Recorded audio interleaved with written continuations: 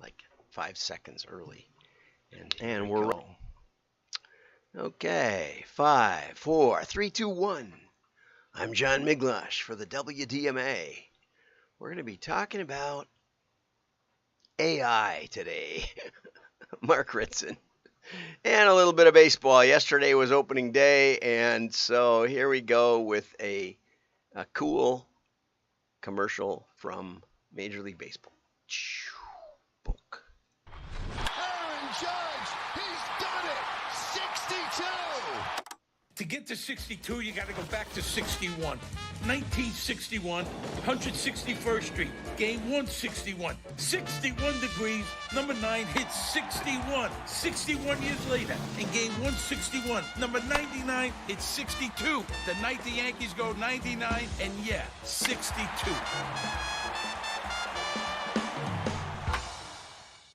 I don't know if you got all that, but somebody went to the trouble to make all those connections with all those numbers. And the truth is, it's never the same twice. There's always something unique about baseball. And I think last year we had an inning where the pitcher pitched like 3 pitches and got an out on each pitch or something crazy like that. That is baseball for you. And if you really want to amp it up, go over to YouTube and watch for the Savannah Bananas because that is amped up, and it's a lot of fun. I'm a fan. And the Cubs are playing the Brewers today, and it'll probably get rained out because they're, I think, down in Chicago, and they get rained out a lot. So let's get into the news, right? Let's see what we got for today. Okay, let's go back a notch here. Okay, we're gonna learn about the MLB knocks it out of the park opening day. Baseball is something else. They've got a hot dog commercial, and then they've got one that just shows lots of scenes, lots of images from last year, I guess. So I did see that watching the Bucks last night. What a disappointment! They played Boston and they got blown away. They were down by almost 50 at one point, I think 49.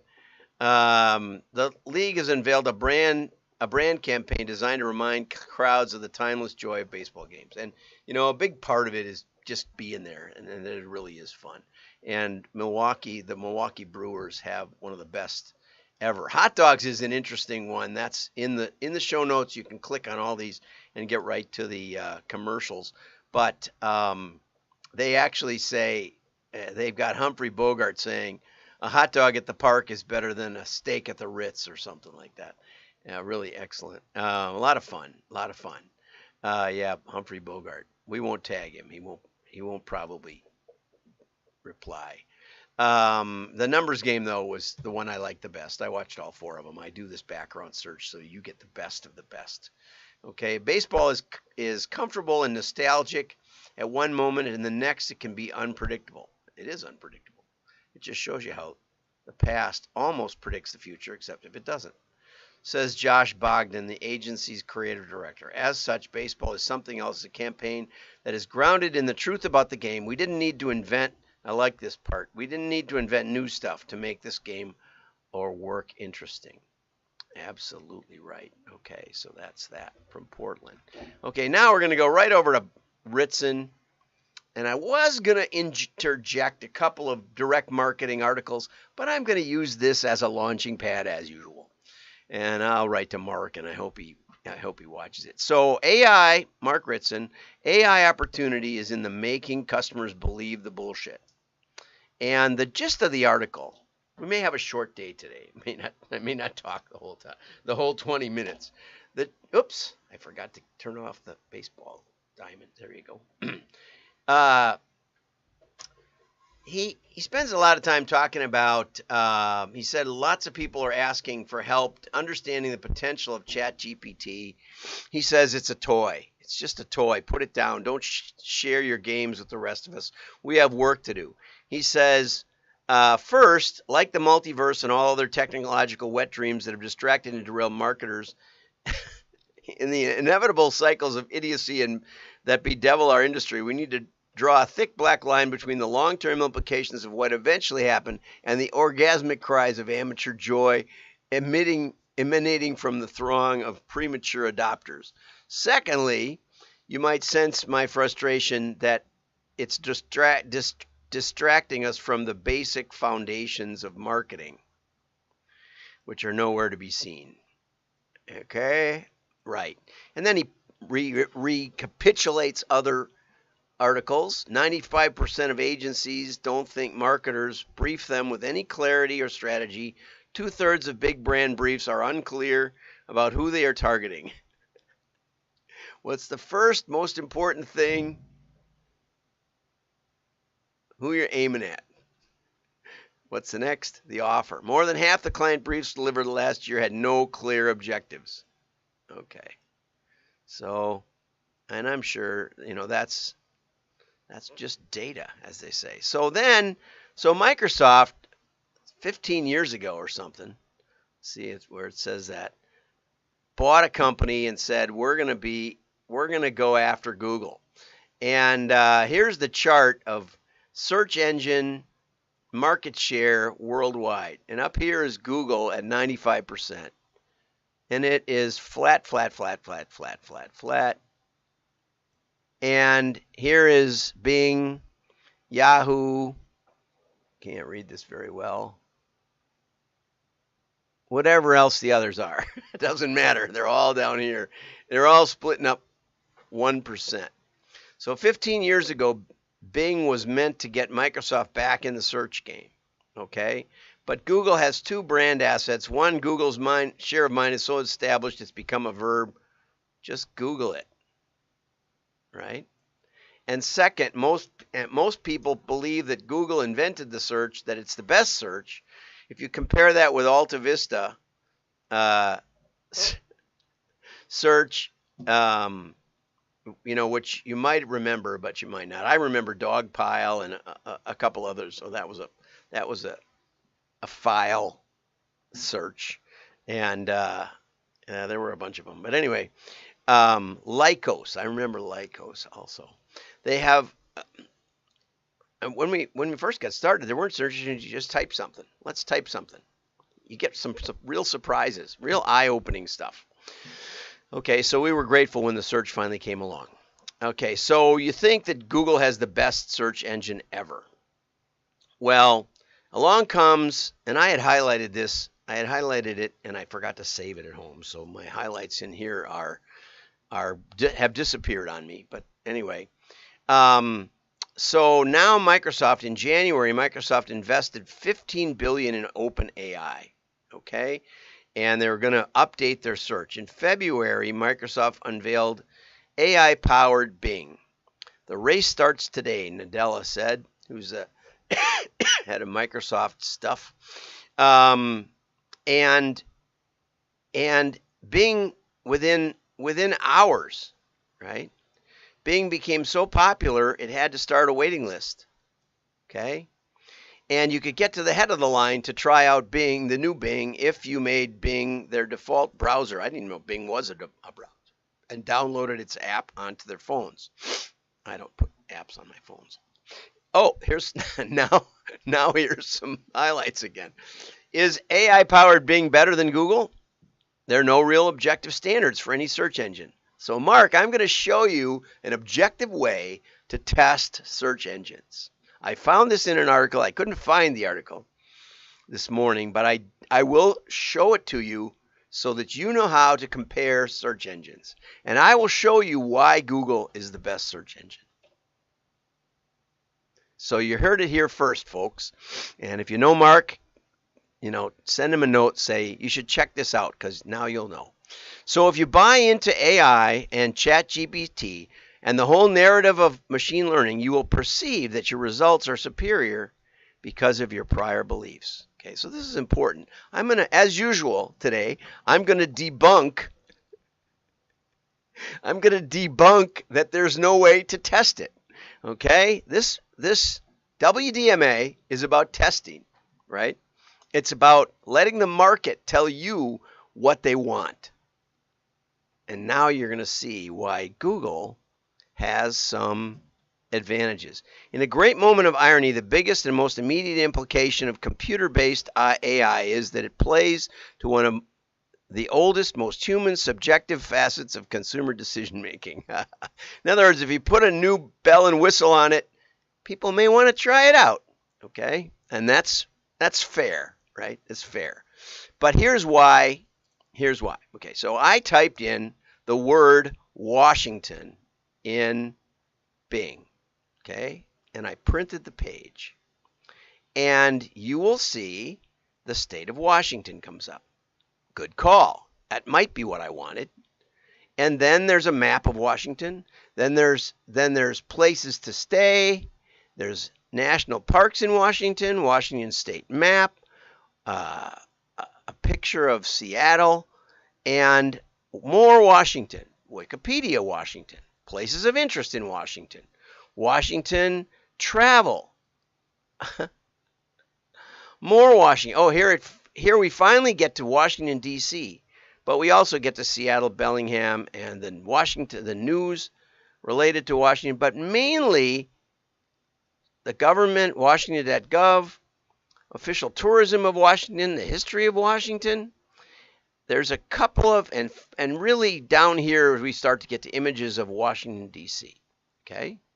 And we finally get to Washington, D.C. That's down on the third page. Then we get to the Washington Post, okay? Washington, D.C., more map of Washington State, okay? More Washington State, great rentals in Washington State. What I want you to see right here is that Bing knows what I want. Bing knows I want to know about Washington State. How does Bing know? AI. Bing has AI, and Bing can tell me what I want.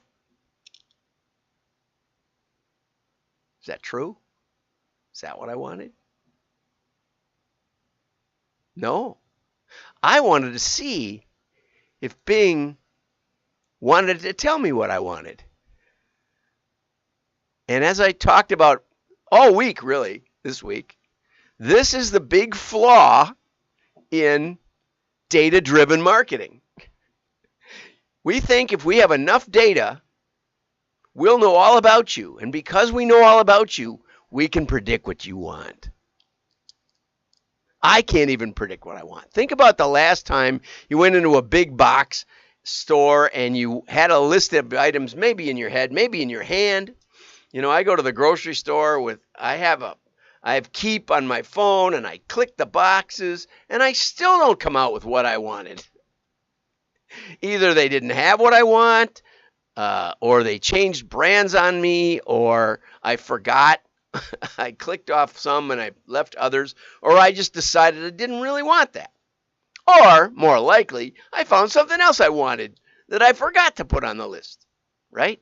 Okay, so if I can't predict me 5 minutes ahead of when I'm acting on me and in my behalf, with all the data I have on me, a lifetime of data, almost infinite compared to what you have, if I can't predict me and you can't predict you, Bing can't predict me either.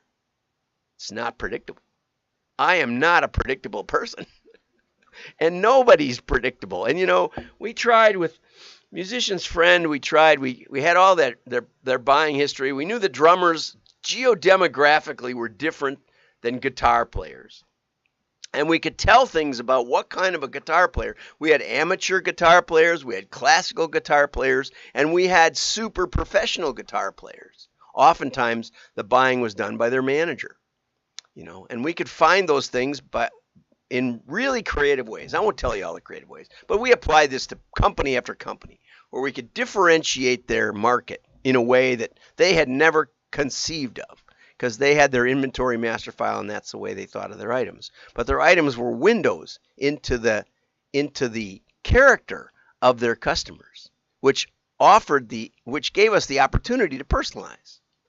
So Musician Friend actually created, with our help and, you know, with their creative teams, they created about 8 or 10 different catalog covers, and they sold advertising. I think they sold $5 or $10 million worth of advertising Okay, that would make a dent in a lot of catalogs' bottom line. Where, let's say Gibson Guitar would put an ad in the guitar catalog, right? And I don't know drum companies, but the drum companies would put ads in the drum catalog. It was a lot like Farm Journal in the 70s, where Farm Journal decided that the hog farmers and the wheat farmers were different, and they could sell advertising at a premium to segmented magazines. And they thought everyone was going to, our industry was all over that. In a few short years, every magazine delivered to your house will be personalized just for what you want to watch and what you're interested in. I got Sports Illustrated over here on my desk. Like I said, I don't remember why I started getting Sports Illustrated. There wasn't one article I wanted to read in here. This was not personalized to my desires. And ESPN is even worse because I'm on it every day, and they still don't figure out what I want. Okay? Nope. It's not so easy. What is it, 30 now, 40, 50 years later now? Almost 45 years later, and we're still not doing it. Everybody wants personalization. And you know what? It's a lot harder than you think. And how did it shake out with Musician's Friend? We worked on that for about 18 months, right? And Brian, I think it was, who was the VP of marketing or whatever, he said, John, let me know if this doesn't make any sense, if this isn't working. Because he said, we don't want to wreck a $500 million business for $10 million in ad sales. I said, okay, I'll keep an eye on it. And what we found was that the drummers in the drum catalog would buy a beginning guitar. They were interested in it raised our response rate, but it was a lot of work, and it never did what it was supposed to do. We could never get those darn consumers and customers to buy the way they were supposed to. In the guitar catalog, they would buy drums, and in the drum catalog, they would buy guitars, and so we went back to the old big catalog. So let's look at Google now. I'll show you why Google is the best search engine, right? They don't fill it all up with pictures. They don't decide what you want first. First, they give you a little picture, a little text of Washington State. Okay, I might be interested in Washington State. Okay, then there's some information about U.S. House delegates and U.S. senators. And then there's people also ask. See, they're saying they're helping you. You see this? They're helping you decide what you want rather than shoving it at you like Bing. Bing is the worst search engine. I can't stand to even bring it up because it wants to tell me, and no matter how I try to refine that search and say, if I said Washington State, it would inundate me with stuff about Washington State that I don't want to hear about. Okay? Bing says, people also ask, is it Washington, D.C. or Washington? Is it expensive in Washington? In Washington, Virginia, or Maryland? What is Washington best known for? And that could even be George Washington. So here's a governmental site. Here's immediately the Washington Post, unrelated to the state of Washington entirely. Okay? Here's tourism in Washington, D.C., Washington State Capitol. But then it gets really crazy. Okay? On the second page, this is only the first page, okay? And it's got a whole variety. Here's Washington named universities and colleges. Here's other destinations, okay? Mount Washington, okay? Look at that. Washington University, University of Washington, okay, that's in Washington. Washington Commanders, that's a baseball team, I think. Or is it a football team? I don't know. They messed that all up. Washington University in St. Louis. See that? City of Washington in Pennsylvania. I didn't even know there was a Washington, Connecticut. Washington County, Oregon. Washington Health Plan Finder Home. Okay, and it goes on and on. There is just Washington State Wine Commission. There is a variety. Washington Wizards. I think that's a basketball team. Right. You get my point. I hope you get my point. What Google does is they let the person decide what they really want and give them the information to refine their search. And that's what direct marketing is about. I can teach your company how to let the market tell you what they want. Or you can buy into this AI toys and think that you can guess what we want. Have a great day. I hope that was illuminating. Like and share. Your friends will know you're smart. Bye-bye.